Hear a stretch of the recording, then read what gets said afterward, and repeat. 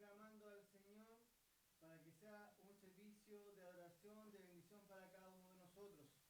También le invito a que estemos nuevamente compartiendo estas transmisiones para que todos mis hermanos, amigos, vecinos, podamos seguir esta transmisión para que todos lo podamos estar viendo. Y vamos a cantar nuevamente la alabanza al Señor para que usted nos acompañe a cantar alabanza 292, que puro amor.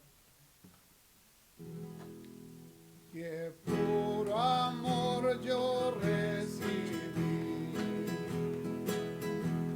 de Cristo mi Salvador,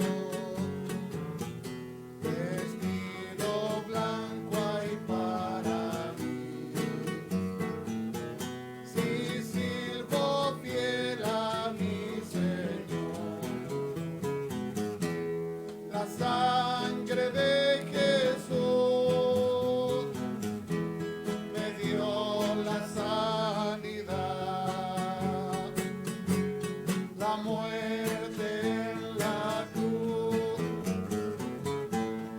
debo yo pagar y nunca más ingrato te seré. Yo quiero serte fiel, mi Padre celestial. La gratitud en mi corazón me hace cantar a mi Señor las alabanzas de su amor, y su bondad no tiene fin. La sangre de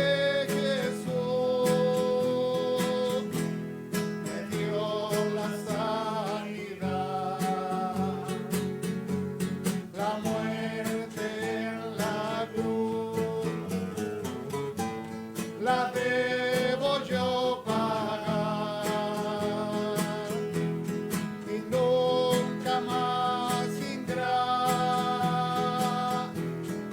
te seré. Yo quiero serte fiel,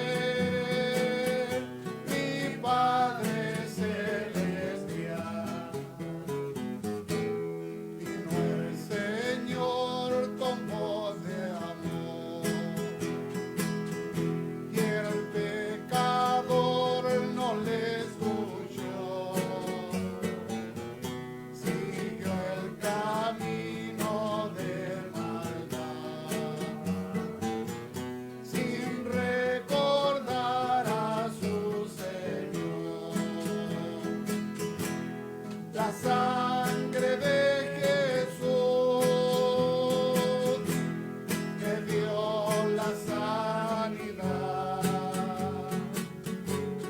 la muerte en la cruz, la debo yo pagar y nunca más ingrato te seré. Yo quiero serte fiel, Padre celestial. Cuando en la cruz Cristo expiró, dijo en perdónalo, Señor,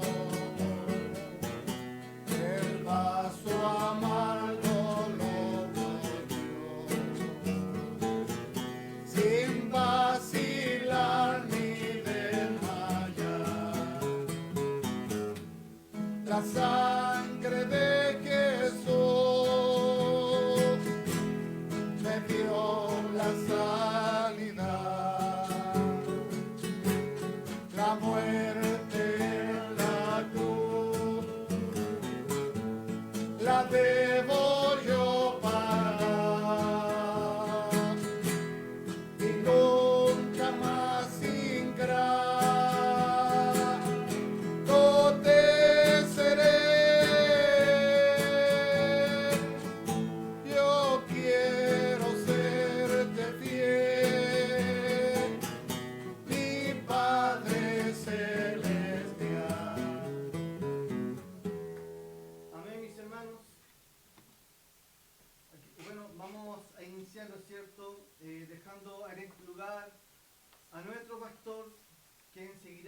este hermoso servicio. Dios bendiga a nuestro pastor. Dios nos bendiga, hermano, en esta tarde. Algunos inconvenientes técnicos de alguna manera han estorbado un poco para llevar un servicio más normal, como de costumbre lo veníamos haciendo. Pero tengamos paciencia y esperemos en el Señor que terminemos con un lindo servicio.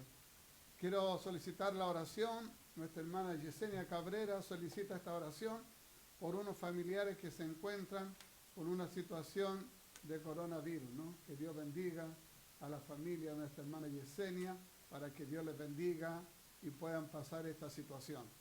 También la hermana Patricia Castro pide la oración por sus familiares, ya que ha fallecido una tía materna nuestra, ¿no? La hermana Bertina Lagos Pino. Que Dios consuele a la familia, Dios les bendiga a todos los tíos y tías allá en el pueblo del Maitén del Toco, para que Dios la paz la pueda colocar en sus vidas, en sus corazones. Deseamos para toda la familia, los hijos, los nietos, todos juntos puedan estar unidos pasando este difícil momento, donde deseamos que la paz de Dios llene su vida, llene sus corazones. Dios les bendiga desde aquí a la distancia. Un abrazo a la familia. Que Dios nos bendiga. Bien, vamos a dar lectura entonces a la palabra base del tema del arrebatamiento, que lo tenemos en 1 Tesalonicenses, capítulo 4, verso 17. Damos lectura en el nombre de nuestro Señor Jesucristo. Amén. Luego nosotros los que vivimos, los que hayamos quedado, seremos arrebatados juntamente con ellos en las nubes para recibir al Señor en el aire. Y así estaremos siempre con el Señor.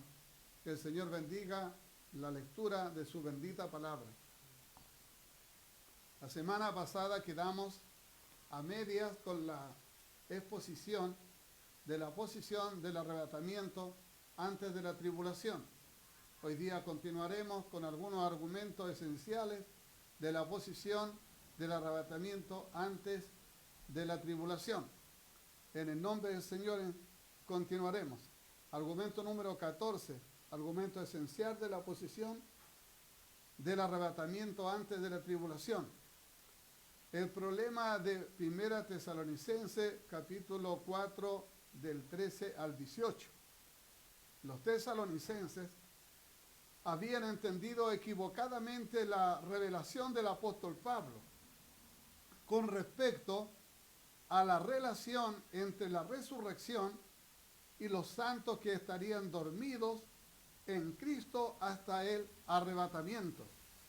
El apóstol Pablo les escribe nuevamente, no para enseñarles sobre la resurrección, sino para, primero, enseñar que el arrebatamiento de los vivos, estos no tendrían ventaja sobre los muertos en Cristo.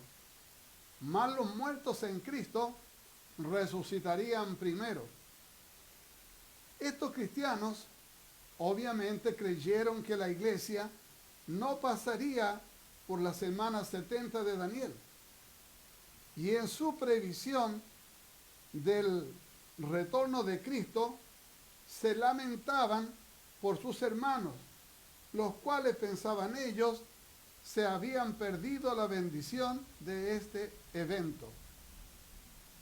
Argumento número 15, esencial de la posición del arrebatamiento antes de la tribulación. El silencio de las epístolas acerca de la tribulación. La epístola de Santiago, primera de Pedro, y en cierta manera segunda de Tesalonicenses, fueron escritas específicamente por la persecución que afectaba a la iglesia. Varios pasajes como Juan 5 del 18 al 25, Juan 16 del 1 al 4, primera de Pedro capítulo 2, versículo 19 al 25, también en Pedro capítulo 4 verso 12, apóstol Santiago capítulo 1 del 2 al 4, capítulo 5 del 10 al 11, segunda Tesalonicenses capítulo 1 verso 4 al 10, segunda de Timoteo capítulo 3 versículo 10 al 14, y 4, versículo 5. Fueron escritos para hacer una revelación concerniente a la persecución, dándole orientación para entender las razones de la persecución, para hacer ayuda y asistencia para que los creyentes pudieran resistir.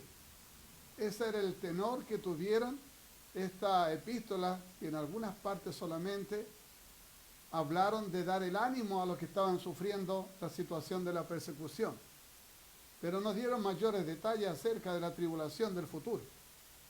Evidentemente, los escritores de la epístola no tenían conocimiento de que la iglesia no pasaría por la semana 70, o sea, la tribulación. Caso contrario, hubieran preparado a los creyentes para enfrentarla como hijos de Dios. Scofield escribe al respecto: no solo que no hay una sola sílaba en las escrituras que afirme que la iglesia entrará a la gran tribulación, sino que tampoco el discurso del aposento harto, ni la nueva promesa, ni las epístolas que explican esa promesa, ni siquiera la gran tribulación. Ni una sola vez en ese gran cuerpo de la inspirada escritura, escrita expresamente para la iglesia, se encuentra la expresión: por cuanto las persecuciones de esta era y la ira de la semana 70 varía en clase y carácter, no solo en intensidad. No es suficiente para decir que si uno está preparado para lo menor, lo estará también para lo mayor. El silencio en las epístolas, que dejó a la iglesia sin preparación para la tribulación, sostiene la ausencia de la iglesia del periodo de la semana 70. Lo que dice Scofield es que si nadie advierte que la iglesia pasa por la semana 70, ninguno de los escritores de la epístola, simplemente porque, según Scofield, la iglesia no pasa por la tribulación. Artículo 16, esencial, cierto argumento esencial de la posición del arrebatamiento antes de la tribulación. El mensaje de los dos testigos.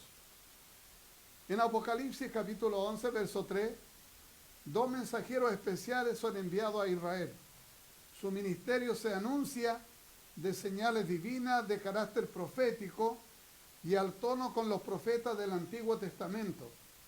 El contenido de su mensaje nos es revelado, pero por la manera de vestir de estos mensajeros nos induce a entender su mensaje. La Escritura nos revela que están vestidos de cilicio, o mejor dicho, de sacos. Taller lo define como una tela gruesa, un material grueso y oscuro, hecho especialmente de pelos de animales.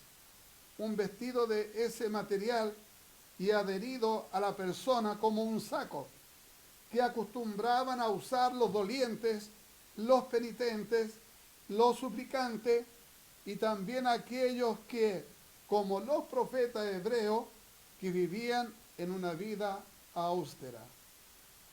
Cuando comparamos el ministerio de Elías en 2 de Reyes capítulo 1, versículo 8, y el de Juan Bautista en Mateo capítulo 3, verso 4, ambos fueron enviados a Israel en un tiempo de apostasía, llamando a la nación al arrepentimiento. En el caso de los dos testigos, también llaman al pueblo al arrepentimiento, pues sus vestidos serán señal de aquel duelo nacional, de arrepentimiento, y su mensaje son las nuevas del reino, de Mateo 24, 14. El mensaje encomendado a la iglesia es el de la gracia. La iglesia no tiene otro mensaje. El hecho de que el mensaje anunciado es de juicio, arrepentimiento y de preparación en vista de la venida del Rey, indica que la iglesia ya no estará presente, porque tal mensaje ha sido le ha sido encomendado.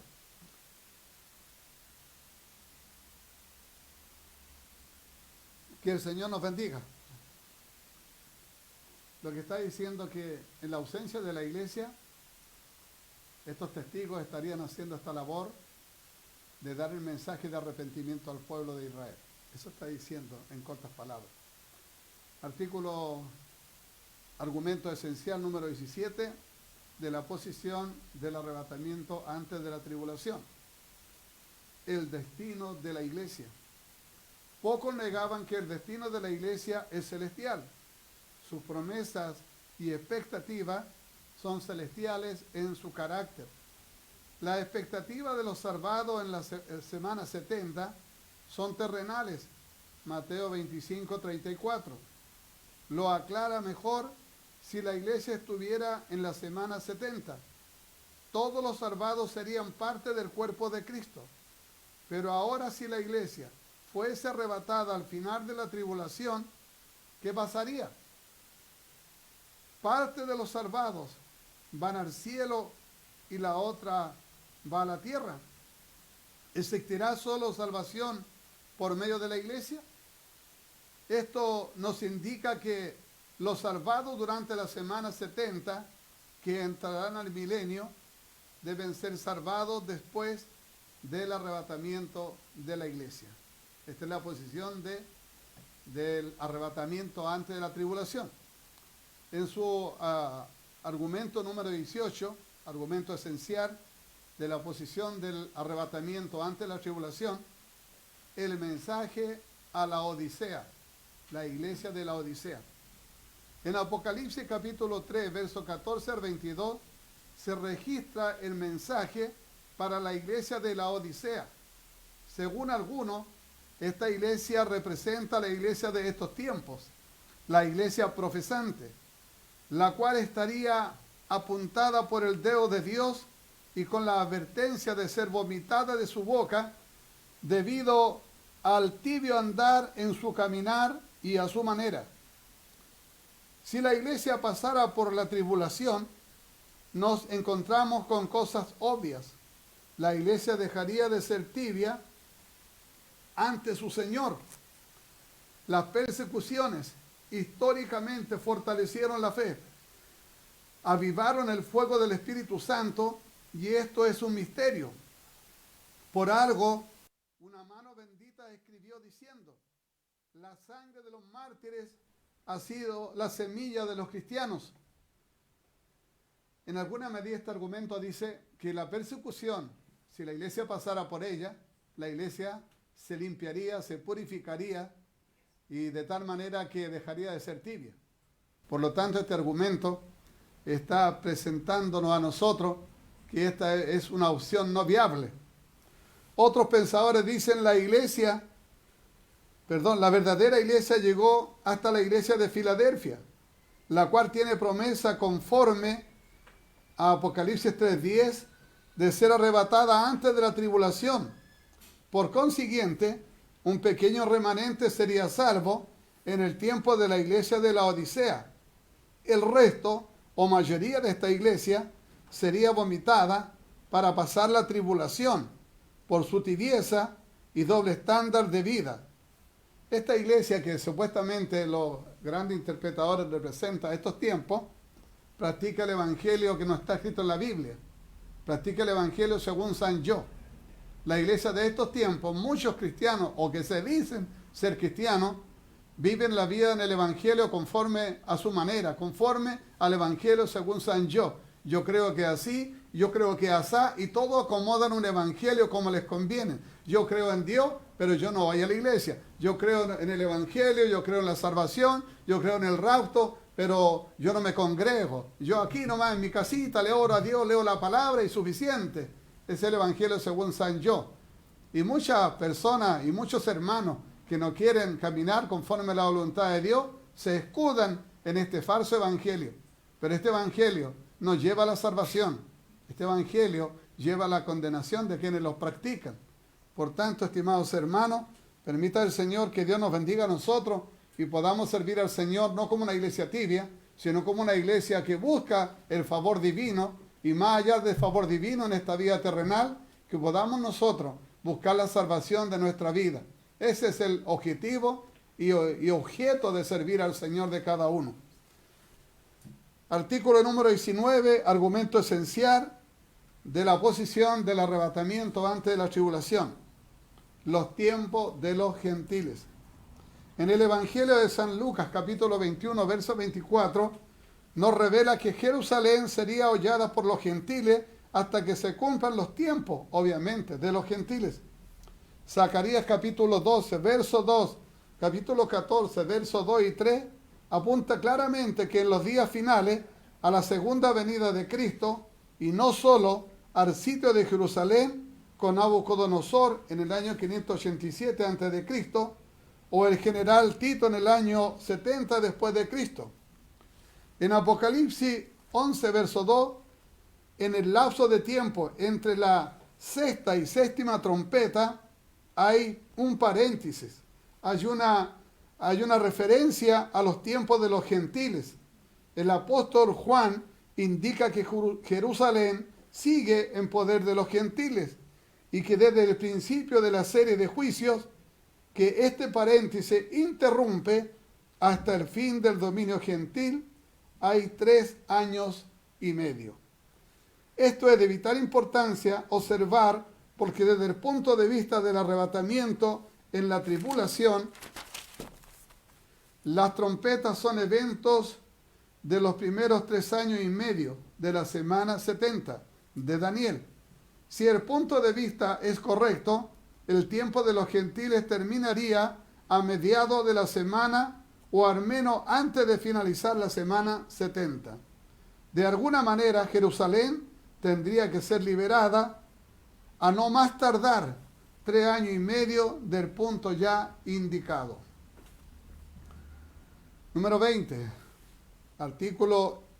Argumento esencial de la posición del arrebatamiento antes de la tribulación. El remanente que espera la segunda venida. Pasajes bíblicos como Malaquías 3, 16 al 18, Ezequiel 20, 33 al 38, Ezequiel 37, del 11 al 28, Zacarías 13, 8 al 9, Apocalipsis 7, verso 1 al 8, entre otras, indican que cuando regrese el Señor en su segunda venida a la tierra, habrá un remanente creyente en Israel esperando su regreso. Junto con ello, una multitud de gentiles que creerán y esperarán su regreso para el cumplimiento de los pactos. Pacto abrahámico, davídico, palestino y los nuevos pactos. Es necesario que exista un remanente creyente sobre el cual Cristo pueda reinar. También un grupo de creyentes gentiles que puedan recibir por la fe los beneficios de los pactos de su reinado.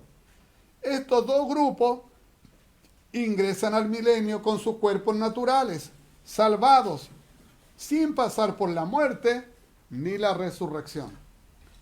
Si la iglesia estuviera en la tierra hasta la segunda venida de Cristo, estos dos grupos serían parte de la iglesia y serían arrebatados al momento de la venida de Cristo. Entonces, no quedaría una sola persona salvada en la tierra. ¿Quiénes estarían esperando el regreso del Señor al final de la tribulación? ¿Con quiénes se cumplirían los pactos hechos a Israel? Estas consideraciones hacen necesario el arrebatamiento de la iglesia antes de la tribulación. De esta manera Dios pueda llamar y preservar un remanente durante la tribulación, pudiendo así cumplir con sus promesas. 21. Argumento esencial de la posición del arrebatamiento antes de la tribulación. Los 144.000 sellados de Israel. Mientras la iglesia esté en la tierra, toda salvación estará canalizada en la iglesia, sean gentiles o judíos. Todos llegan al cuerpo de Cristo, el cual es la iglesia, conforme a la palabra del Señor que tenemos aquí en Gálatas 16, 28, 3, 11, Efesios 2, 14 al 22 y Efesios 3, del 1 al 7.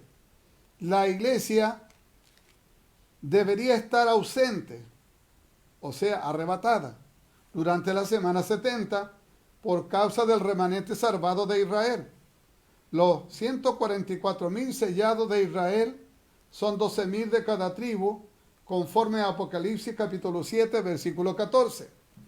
El hecho de que Dios esté tratando otra vez con Israel, su pueblo, eligiendo a estos representantes especiales para las naciones, para dar el mensaje y testimonio de Dios. Esto indica que la iglesia ya no estará en la tierra, sino estará en los cielos. Porque no está la iglesia anunciando el evangelio a las naciones, entonces Dios levanta a estos 144.000 sellados para que hagan tal labor. Eso indica la posición, ¿no? Número 22. Argumento esencial de la posición del arrebatamiento antes de la tribulación. Cronología del libro de Apocalipsis. En las posiciones del arrebatamiento durante y después de la tribulación se ha dado un vistazo a la cronología del Apocalipsis. Lo mencionaremos en esta posición del arrebatamiento antes de la tribulación, solo como evidencia adicional. Los capítulos 1 al 3 presentan el desarrollo de la iglesia en esta edad presente. Los capítulos 4 al 11 cubren los eventos de todo el periodo de la semana 70 y concluye con el retorno de Cristo para iniciar el reino milenial, Apocalipsis 11, 15 al 18. Por lo tanto, los sellos son eventos de los 3 primeros años y medio. Las trompetas, eventos de los últimos o siguientes 3 años y medio. Te debe recordar, de acuerdo a las instrucciones dadas al apóstol Juan en Apocalipsis capítulo 10, verso 11, los capítulos 12 al 19 presenta la semana 70 por segunda vez, pero esta vez con la idea de revelar y precisar los actores en el escenario del drama que implicará durante la semana 70. Esta cronología hace que el punto de vista del arrebatamiento en la tribulación sea imposible, por cuanto se considera que Apocalipsis 11, del 15 al 18, se refiere al retorno de Cristo a la tierra después de la tribulación y no al arrebatamiento. Esto da evidencia de apoyo adicional a la posición del arrebatamiento antes de la tribulación. 23. Argumento esencial de la posición del arrebatamiento de la iglesia antes de la tribulación.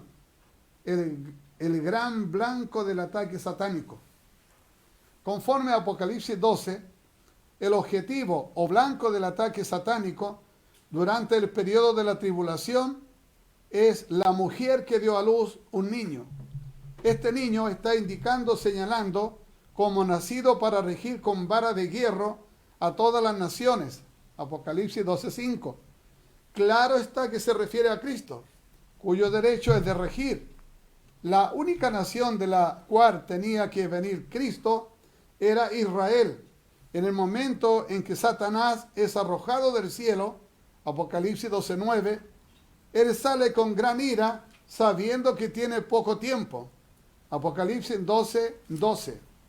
Conforme a esta posición, la iglesia no puede estar aquí por cuanto es el cuerpo de Cristo, la esposa del Cordero.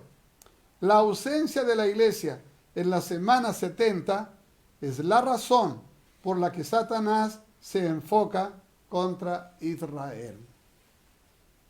Hay otros argumentos esenciales de esta posición, pero que no aportan nada en aclarecer el momento preciso del arrebatamiento, sino que es más de lo mismo que hemos estado tratando.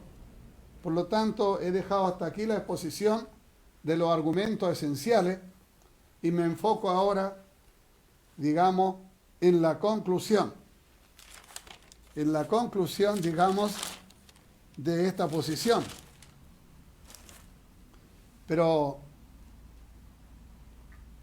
mejor nos pegamos una cantadita y nos damos un respiro, porque voy a hacer una conclusión por esta posición, una conclusión general por las tres y la conclusión final. Y dejamos todas las conclusiones después de esta alabanza.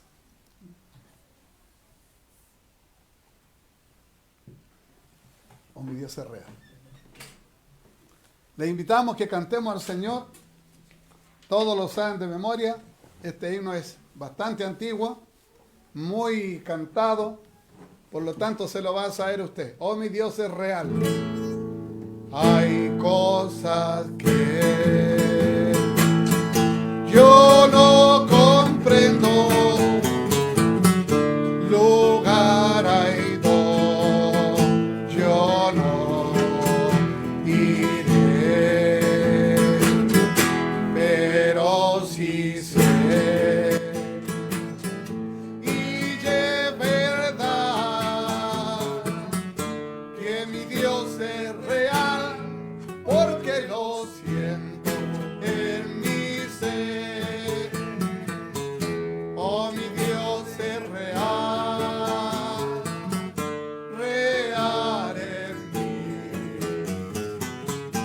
Me ha lavado con su sangre carmesí, su dulce amor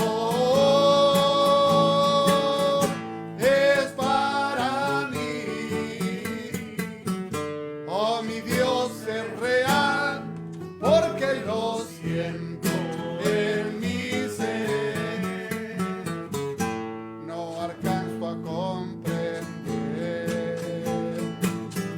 porque Él me salvó y me sacó del mundo vil.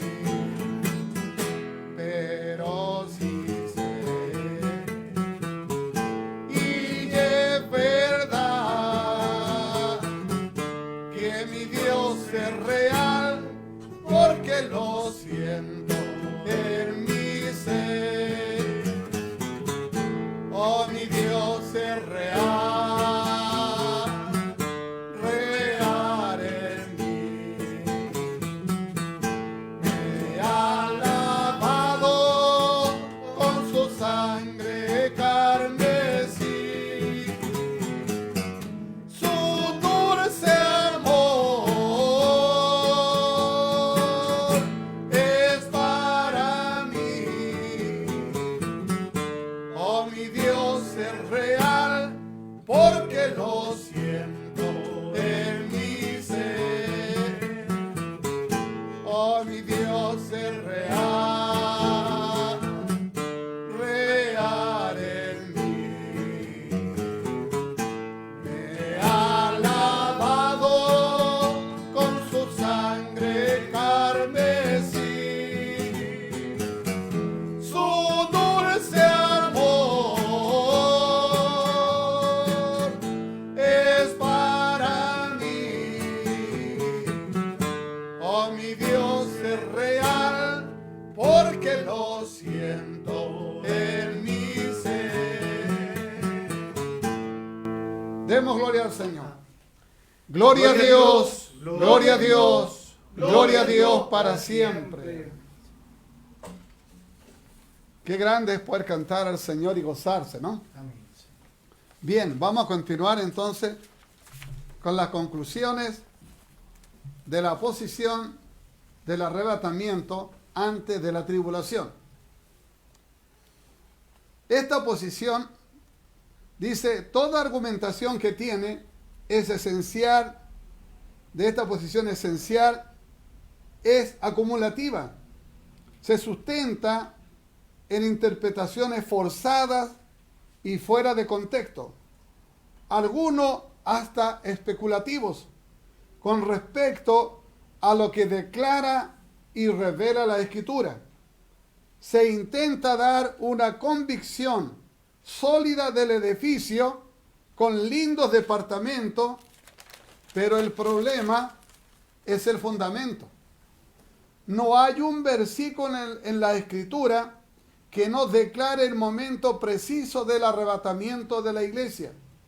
Solo se presentan ideas, conjeturas o interpretaciones que presumen tal acontecimiento en tal o cual momento. Por ejemplo, los 24 ancianos de Apocalipsis capítulo 4, verso 4.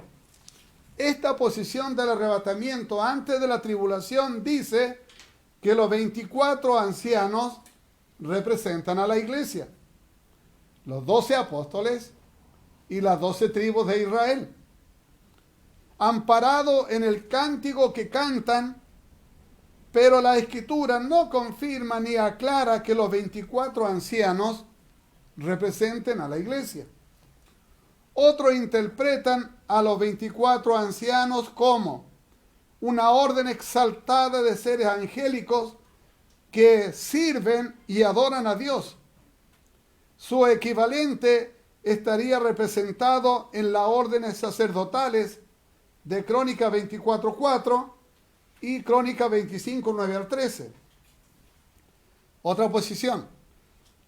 A estos 24 ancianos representan a los santos del Antiguo Testamento. Otra interpretación dice una orden angelical de jerarquía privilegiada, única y especial, que adoran a Dios y sirven en la administración del universo. Son una especie de senado o ministros que están puestos por Dios con una misión de alabanza, adoración, administración con todo el universo conocido y desconocido. Otra opinión más dice, son representantes del sacerdocio celestial y Cristo sería el gran sumo sacerdote. Otra más, aunque un poco fuera de foco para mí, ¿no? Representa al panteón babilónico de 24 dioses estrella, porque ellos en su culto fundamental alababan a las estrellas. Que Dios nos bendiga. La Escritura dice muy poco acerca de estos ancianos, pero hay algo. El profeta Isaías, en el capítulo 24, versículo 23, dice así: la luna se avergonzará y el sol se confundirá cuando Jehová de los ejércitos reine en el monte de Sión y en Jerusalén, y delante de sus ancianos sea glorioso. Esta cita echa por tierra prácticamente que estos 24 ancianos representen a la iglesia. Según Wilfredo Calderón, un pastor de Guatemala que pastoreara también en Florida, Estados Unidos, dijo, en los textos griegos no aparece la frase "no ha redimido". Esto es confirmado en las versiones más actualizadas de la palabra de Dios. La Biblia NBI, por Editorial Vida en el año 2002, en Miami, Florida, primera versión 1973, y otras ediciones el año 78, el 84, 95 y 99. La versión de la Biblia, Nueva Biblia de Jerusalén, editada en 1998 en Bilbao, España. Otra Biblia dice, la Biblia Peshitta, esta es la Biblia aramea, traducida al español por copyright y publicada por Horman Bible Publisher en Nashville, Tennessee, 37234. Fue editada en el año 2006, impresa en Corea del Sur. La Santa Biblia Arqueológica, en base a la Biblia NBI, editada en el año 2009, impresa en China. En estas Biblias, el texto de Apocalipsis, capítulo 5, versículos 9 al 10, dice así, en relación al cántico de los 24 ancianos: digno eres de tomar el libro y de abrir sus sellos, porque tú fuiste inmolado y con tu sangre nos compraste para Dios de todo linaje, lengua, pueblo y raza. El versículo 10 dice, los hiciste reyes y sacerdotes para nuestro Dios y reinarán sobre la tierra. Esta versión de la Biblia Pechita que hemos tomado la tienen las otras también que hemos nombrado, ¿no? Quiero que usted tome su Biblia, estimado hermano, y lea el versículo 8 del capítulo 5 de Apocalipsis. Dice de la siguiente manera, cuando él tomó el libro, los 4 criaturas vivientes y los 25 ancianos se postraron delante del Cordero. Se postraron delante del Cordero. Cada uno de ellos tenía un arpa y copas de oro llenas de incienso, las cuales son las oraciones de los santos. En el versículo 9 dice, y entonaban un cántico nuevo diciendo, digno eres, y lo que ya leímos anteriormente. En el versículo 8 de Apocalipsis 5, las versiones más antiguas de la Biblia, cualquiera Biblia que usted tenga a su mano, la Reina Valera incluso, y las más recientes dicen lo mismo. Versículo 8 del capítulo 5. Dicen lo mismo, las nuevas y las antiguas. Las versiones antiguas, algunas omiten la palabra nos. Así lo hace la Reina Valera 60, que dice que algunas Biblias omiten la palabra nos. Cuando dice nos ha redimido, no todas las Biblias le ponen esa parte.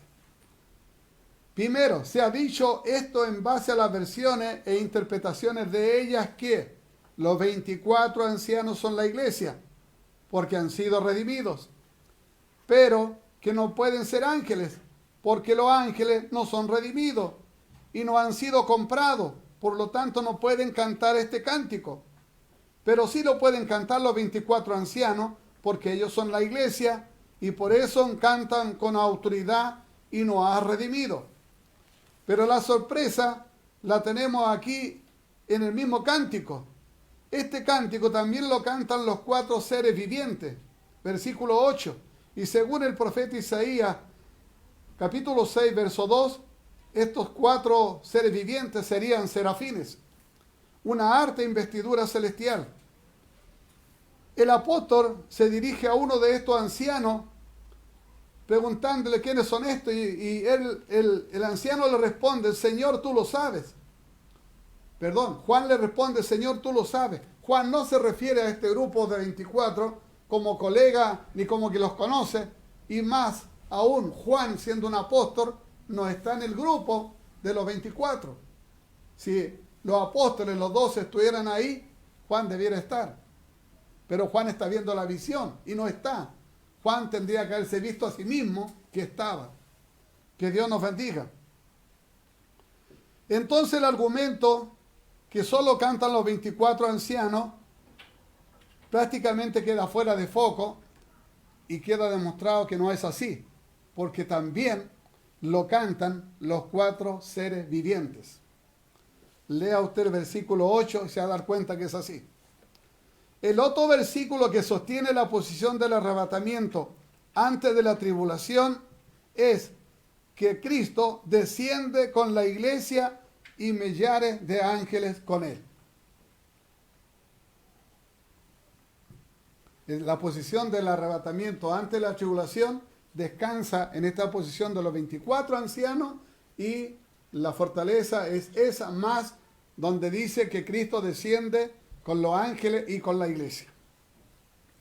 Veamos qué dice la Biblia en esos pasajes. En San Mateo capítulo 25, verso 31 y Mateo 16, 27, cuando el Hijo del Hombre dice, venga en su gloria y todos los santos ángeles con él, entonces se sentará en su trono de gloria. En Apocalipsis 19, 11 y 14 dice, entonces vi el cielo abierto y he aquí un caballo blanco y el que lo montaba se llamaba Fiel y Verdadero y con justicia juzga y pelea. El verso 14, y los ejércitos celestiales vestidos de lino finísimo, blanco y limpio, le seguían en caballos. Se nos ha enseñado, y hemos enseñado también yo mismo, que los ejércitos celestiales son la iglesia, porque el lino fino y blanco y limpio representa los lavados y redimidos del Cordero. Pero el texto no dice tal cosa. El texto dice que viene con sus santos ángeles con él. Y los ejércitos celestiales, vestidos de lino finísimo, blanco y limpio, le seguían en caballos. El texto habla por sí solo. Por lo tanto, en ninguna parte podemos interpretar que la iglesia viene y desciende con Cristo. Cuando uno interpreta un texto fuera de contexto, hacemos que el texto diga lo que nosotros queremos decir que diga. Pero si nosotros interpretamos un texto conforme a su contexto, entonces el texto dirá lo que la Biblia nos dice o nos quiere decir, o nos quiere hablar, pero no lo que nosotros queremos ponerle. Que Dios nos bendiga. Las tres que hemos visto hasta ahora, ninguna de las tres llena la expectativa para quedar contento y conforme. Conclusión general de las tres posiciones. Antes del arrebatamiento, antes de la tribulación, al medio o al final. Las tres posiciones que hemos visto. Conclusiones generales. El arrebatamiento sucederá y de ello no hay duda en ninguna de las posiciones dadas en este estudio. Las tres posiciones creen en el arrebatamiento porque la Biblia lo establece. El problema no es si existe o no existe arrebatamiento. El problema es cuándo. La curiosidad. Queremos saber el día, la hora, el minuto y el segundo. Las posiciones usan textos fuera de contexto con interpretaciones que causan desacuerdo incluso entre sus propios adherentes. Ya eso habla que la posición no es muy buena. Cada iglesia tiene sus propias posiciones con respecto al arrebatamiento. Y está bien. Hay que respetar las posiciones de las distintas iglesias o denominaciones cristianas que tenemos en Chile y el mundo. Pero, aquí está el pero, la Biblia, la revelación de la palabra de Dios, nos entrega un solo y profundo mensaje acerca de todos los acontecimientos escatológicos. ¿Dónde está el problema entonces? En los intérpretes, en los que creemos tener la razón, en los que afirmamos una posición o la otra. No es cuestión de fe, porque la fe dice que habrá arrebatamiento, la Biblia lo dice. El asunto es saber cuándo, en qué momento. Pero nuestra fe va más allá de un momento. Que Dios nos bendiga. Todo postulado, dogma, artículo de fe y en general toda doctrina cristiana debe estar alumbrada, fundamentada, basada y respaldada por la Escritura, la palabra de Dios. Si nosotros decimos que es blanco, la Biblia tiene que decir es verdad. Pero si nosotros decimos que es blanco y la Biblia dice que no, que es negro, entonces nosotros perdemos y la Biblia tiene razón. La gran responsabilidad de una iglesia es capacitar a sus pastores. Y los pastores instruir a los miembros de cada congregación con respecto a la enseñanza de la palabra de Dios. Y cada miembro está llamado a dejarse a enseñar acerca de la palabra de Dios. Y para que pueda aprender la palabra de Dios en cada iglesia, las iglesias tienen escuelas dominicales, escuelas bíblicas, distintas formas. Hay que ir a la escuela bíblica y dejar la flojera y levantarse, por hermano, el día domingo para aprender de la palabra. Que Dios nos bendiga. Estas son las conclusiones de las tres posiciones del arrebatamiento. Conclusiones finales. El arrebatamiento es un evento que va a suceder en el tiempo de Dios. los discípulos estaban interesados en saber cuándo el Señor iba a restaurar al pueblo de Israel. Pero el Señor les dijo, no os toca a vosotros saber los tiempos o las sazones que el Padre puso en su sola potestad. Pero además les dijo, pero recibiréis poder cuando haya venido sobre vosotros el Espíritu Santo. Y me seréis testigos en Jerusalén, en toda Judea, en Samaria y hasta lo último de la tierra. Pero el Señor no les contestó cuándo ellos iban a saber de la restauración de Israel, sino más bien les dijo algo mucho mejor, que recibirían el Espíritu Santo y serían llenos del poder de Dios. Queriendo decir, preocúpense de esto. ¿Qué se preocupan si voy a restaurar a Israel? Si ustedes no van a estar, han pasado ya 1990 años y Israel todavía no es restaurado. Y los apóstoles murieron de cerca de 2000 años atrás. No les servía saber. Lo que a ellos les interesaba, el pensamiento del Señor, que ellos se preocuparan de ser llenos del Espíritu Santo y predicaran el Evangelio en su tiempo, que no fue más de 100 años. Que Dios nos bendiga.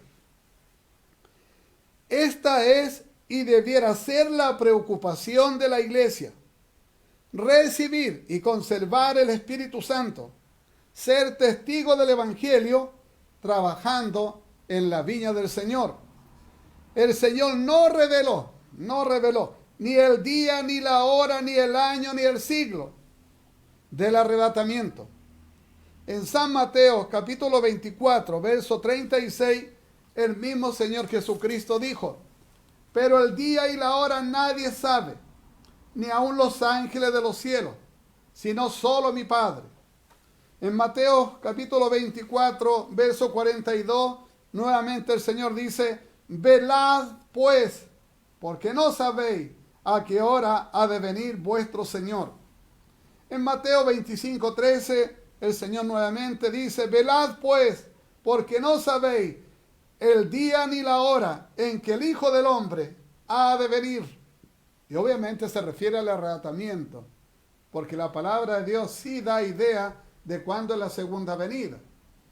La segunda venida después de la gran tribulación, todo el mundo lo sabe. Ahí aparece Cristo y al final derrota a su enemigo y para iniciar posteriormente el milenio. En Marcos 13:32 el Señor nos dice, pero aquel día y de la hora nadie sabe, ni aun los ángeles que están en el cielo, ni el Hijo, o sea, él mismo no lo sabía, sino mi Padre. Muchos van a decir ahora, sí, pero cuando volvió a los cielos, ahí supo cuándo era. Pero el asunto es que cuando estuvo acá, no lo pudo revelar porque no lo sabía. En San Lucas, capítulo 17, verso 24, el Señor declaró, porque como el relámpago que al fulgurar resplandece desde un extremo del cielo hasta el otro, así también será la venida del Hijo del Hombre en su día.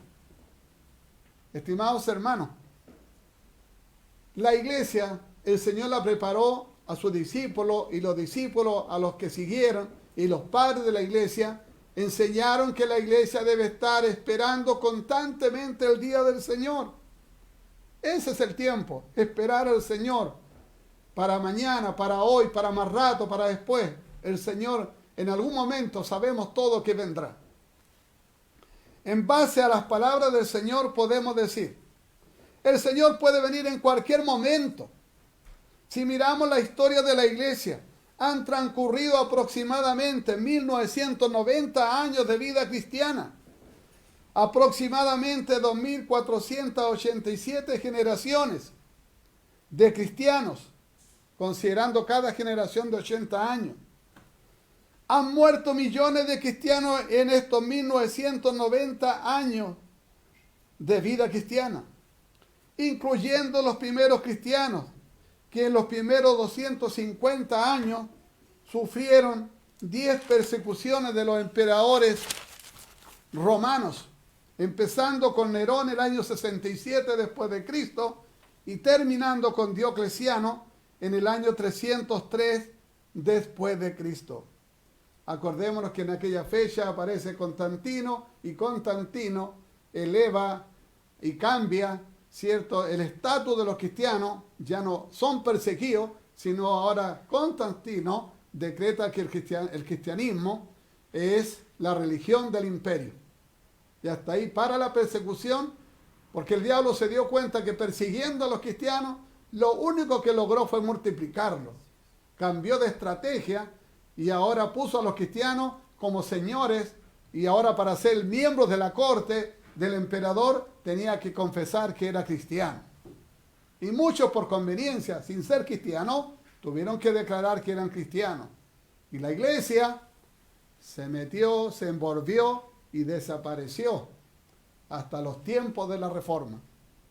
Por lo tanto, estimado hermano, la persecución multiplicó a la iglesia, pero viviendo en una tasa de leche como hoy día vivimos los cristianos, la iglesia se fue diluyendo. Es importante entonces entender el misterio de la persecución, porque la persecución trae multiplicación de los hijos de Dios. Que Dios nos bendiga. Continuando con el argumento, terminaron con Diocleciano en el año 303 después de Cristo, donde murieron miles de cristianos, incluyendo a los apóstoles, a los padres de la iglesia. Estos cristianos de 1990 años de historia soportaron las persecuciones papales, las atrocidades de la mal llamada Santa Inquisición, las persecuciones en Italia, en Alemania, las persecuciones en Gran Bretaña antes del reinado de la reina María I, las persecuciones en Escocia en el reinado de Enrique VIII, persecuciones en Inglaterra en el reinado de la reina María, las persecuciones en los Países Bajos, las matanzas en Irlanda del Norte de 1641, persecuciones de los cuáqueros en Estados Unidos, persecuciones en Francia entre 1814 y 1820, los sufrimientos de los misioneros americanos en el extranjero, la situación de Hitler mismo que mató a muchos judíos, un sufrimiento horrible. Estos son solo algunos ejemplos de los incontables y muchos hechos donde millones de cristianos murieron con la esperanza que Cristo, su Señor y Salvador, volvería en cualquier momento. Un texto en la palabra de Dios dice: mas el que perseverara hasta el fin, este será salvo. El cristiano, el creyente, su fin es cuando partimos los brazos del Señor. ¿Quién de los cristianos de la iglesia primera iba a llegar al final de la tribulación? Obviamente que ninguno. Pero el fin nuestro es cuando se acaba nuestra vida. Hasta ahí tenemos nosotros para morir con nuestra fe de que Cristo viene pronto. La vida nuestra solo tiene 70, a lo mucho 80 años para alcanzar la gloria de la salvación por medio de la fe en Cristo. Si los hombres conocieran el día y la hora que Cristo habrá de volver, ¿qué hubiera pasado? O mejor dicho, si supiéramos ahora que Cristo viene, suponiendo, obviamente, en 1000 o 2000 años, o 500 o 200 años, yo le pregunto, ¿usted cree que la gente buscaría a Dios en este tiempo? Le aseguro que no. Si sabiendo nosotros, la iglesia de estos tiempos, que sabemos el día, que no sabemos el día ni la hora que Cristo arrebatará a su iglesia, en cualquier momento. Sin embargo, la iglesia ha perdido el fuego, ha perdido el deseo, la pasión, la devoción, el fervor de servir al Señor. Solo vemos un remanente fiel en las congregaciones. Hoy día cuesta que la gente llegue a los servicios. La gente tiene tiempo para todo, menos para servir a Dios. Nadie quiere ser sometido. Nadie quiere ser miembro. Todos quieren ser pastores y los pastores quieren ser obispos.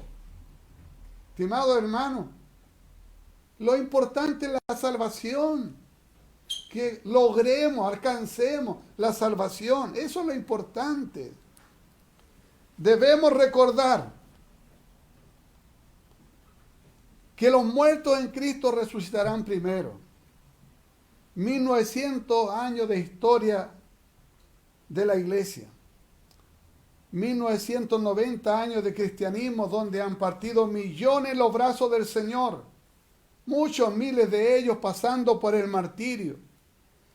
2487 generaciones de la iglesia están esperando el día glorioso de la resurrección de los muertos, cuando Cristo arrebate a su iglesia, y solo una generación de cristianos estarán o estaremos en la tierra vivos al momento del arrebatamiento, cuando ellos serán transformados en cuerpos glorificados y no pasarán o no pasaremos por el trance de la muerte.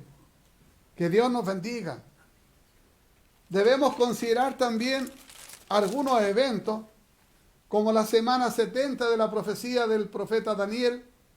Será un periodo de 7 años aproximadamente. Daniel 24, 27. Se inicia con un pacto entre el anticristo y el pueblo de Dios, Israel. Durante los 7 años, el hombre de pecado, el hijo de perdición, el inicuo, 2 Tesalonicenses 2:8, este es el anticristo que gobernará al mundo y será con la inspiración diabólica de Satanás. Este perseguirá y se levantará contra todo lo que se llame Dios, contra los creyentes, perseguirá a los cristianos hasta la muerte. Apocalipsis 12. La tierra lo amará. Apocalipsis 13, del 3 y 4. Romperá el pacto con Israel a mitad de la semana 70. Daniel 9, 27. Pero el Señor lo lanzará junto con el falso profeta vivos dentro de un lago de fuego que arde con azufre. Apocalipsis 19, 20. La ira de Dios, debemos considerar la ira de Dios también. La iglesia del Señor no estará presente en la tierra cuando llegue el día de la ira de Jehová. Eso quiere decir que el Señor arrebatará a la iglesia, ¿cierto? Antes, justo, al momento o iniciando. En Romanos 5, verso 9, nos dice la palabra de Dios: pues mucho más, estando ya justificado en su sangre, por él seremos salvos de la ira. En 1 Tesalonicenses 5, verso 9, es aún más concluyente, porque no nos ha puesto Dios para ira, sino para alcanzar salvación por medio de nuestro Señor Jesucristo. La historia bíblica nos muestra evidencia del juicio y castigo de Dios contra la maldad reinante en distintas épocas de la historia sagrada de 4000 años aproximadamente. Dios actuó en misericordia, a veces justo, cuando se daba inicio al juicio o la tribulación. En otros casos, en medio de la situación misma, se daba esta situación. Caso de Noé, que ya cuando el diluvio vino, justo al momento preciso, el Señor ordena entrar, pero la tribulación, Noé la vivió dentro de la misma tribulación, pero Dios preservó y salvó a Noé y su familia. Caso de allí de Daniel en el foso de los leones, cuando era lanzado en medio de la situación, en medio del juicio, ejecutando la condena, allí bajaba Daniel hasta los leones, allí apareció Dios en medio de la tribulación para salvar a Daniel. Y Daniel usó a los leones como almohada, como abrigo, y no pasó problemas porque Dios estaba allí dando salvación a su siervo. Los varones en el horno de fuego, allí en el mismo horno, ya lanzado en la tribulación, dentro del horno, dentro de la tribulación, allí apareció Jesús, el Hijo de Dios, para salvar a los que confiaron fielmente en Él. Dios nos muestra con esto, que aunque sea ya en los momentos extremos, pero Él no dejará que un creyente justo pase dolores, sufrimiento, en una situación tan terrible como es la muerte. Pero miremos la historia, que ciertamente la iglesia tiene esta promesa. Pero sigamos con el argumento. A tono con este actuar del Señor debemos recordar: Dios envió a su Hijo a salvar lo que estaba perdido, y Él pagó el precio de la deuda de la humanidad para con Dios, presentándose como cordero para el sacrificio por los pecados de la humanidad, mediante el derramamiento de su propia sangre, expiando así nuestros pecados. porque Él asumió la culpa y los pecados nuestros. Él se hizo culpable por nosotros y su justicia nos la dio a nosotros, justificándonos a todos los que han creído y creerán en su nombre. Cristo no vino exclusivamente para librarnos de la tribulación, para que nosotros lleguemos de terno y corbata, afeitaditos, perfumaditos, zapatitos lustrados y bien bonitos, al reino de Dios. Si fuera así tan lindo, entonces Dios habría fallado a todos los cristianos que han muerto durante estos 1990 años de historia cristiana, que por causa de su fe y esperanza en Cristo dieron sus vidas, padecieron tribulación, humillaciones, martirio, discriminaciones de todo tipo. Sin embargo, no renegaron de su fe en su Señor y Salvador. Fueron fieles. Cristo solo garantiza salvación y vida eterna. Filipenses capítulo 1, verso 29 nos dice, porque a vosotros es concedido a causa de Cristo, no solo que creáis en Él, sino también que padezcáis por Él. Estimado hermano, no es solamente a creer, en algún momento dado nos va a tocar sufrir un poquito, no seamos tan regalones, pero si Él mismo padeció la persecución, el acoso de los judíos, la condena del Sanedrín, la burla de los romanos e incluso la ironía de un malhechor, etc. El mismo Señor. El Señor viene por los lavados y redimidos en cualquier momento. Hoy, mañana, este mes, a fin de año, en 5 años, en 10, 50, en 100 años. No lo sabemos. Pero lo importante es estar preparado ayer. Estar preparado ayer para que cuando el Señor en cualquier momento aparezca, podamos decir, heme aquí, Señor. El Señor dijo categóricamente, pero aquel día y de la hora nadie sabe, ni aun los ángeles del cielo, ni el Hijo de Dios, sino solo mi Padre. Marcos 13, 32. Y este estudio se acabó. Que Dios les bendiga, estimados hermanos. Ahí está la respuesta final. Esto queda claro que el Señor viene en cualquier momento. Si viene hoy día en la noche o mañana, ¿qué tenemos que ver con la tribulación nosotros antes, después, en medio? Que otros se calienten la cabeza. Usted prepárese para salvar la suya. Para Dios, honra y gloria. Amén, mis hermanos, Dios les bendiga. Hermosa palabra que nos da este Señor en este día. Ahora, mis hermanos, pasaremos a orar por esta palabra y le pediré a hermano Isaac Flores que nos guíe en esta oración. Amén. Bendito Dios y buen Padre Celestial. Gracias damos, Padre. Cuánta gracia le damos en esta hora por su gran amor, su gran misericordia que usted muestra para con nuestras vidas. Gracias le damos, mi Dios amado, por poder ir de nuevo delante de su presencia para clamar misericordia de nuestras almas. También así, mi Dios amado, agradecemos en esta oportunidad el estudio que usted nos ha entregado a cada uno de nosotros. Pedimos, Señor amado, en esta hora que usted bendiga a cada hermano, cada hermana que está viendo esta transmisión allí en sus hogares, a través de esta su palabra, de esta su enseñanza sobre el arrebatamiento, Padre amado, que esta ha sido la parte donde se ha terminado este estudio, rogando, mi Dios amado, que usted bendiga a cada uno de mis hermanos que pudieron ver este estudio completo, mi Dios amado, que usted les dé la gracia, a usted les dé la sabiduría, a usted les dé el entendimiento, pero sobre todo, Padre amado, usted ponga ese deseo en cada uno de nuestros corazones para poder servirte cada día de mejor manera, de poder buscar la paz, la santidad, la comunión con usted, mi Dios amado, sabiendo que usted en cualquier momento viene por nosotros. Aumente cada día nuestra fe, Padre Celestial. Aumente cada día nuestra esperanza para poder seguir sirviéndole, mi Dios amado.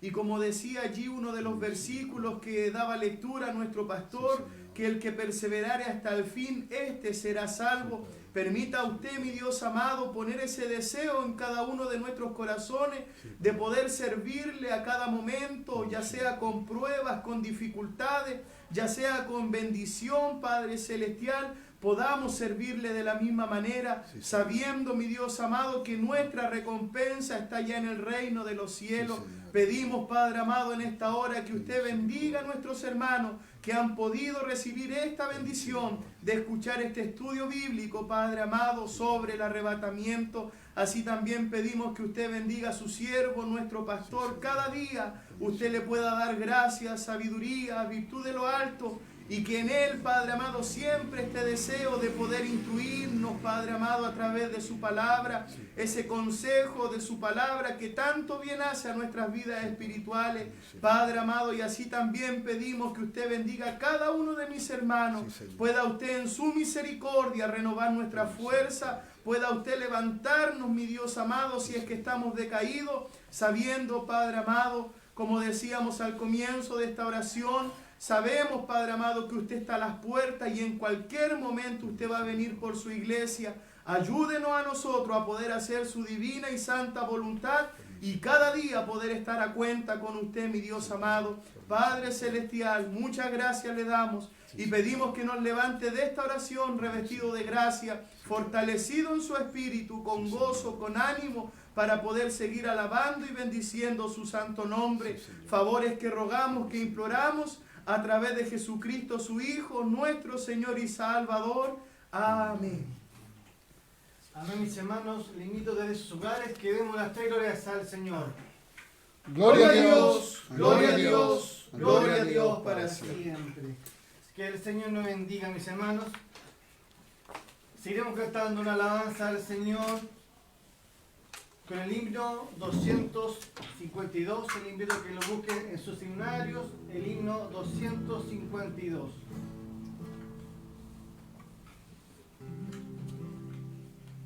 Cantemos la palabra. Amén.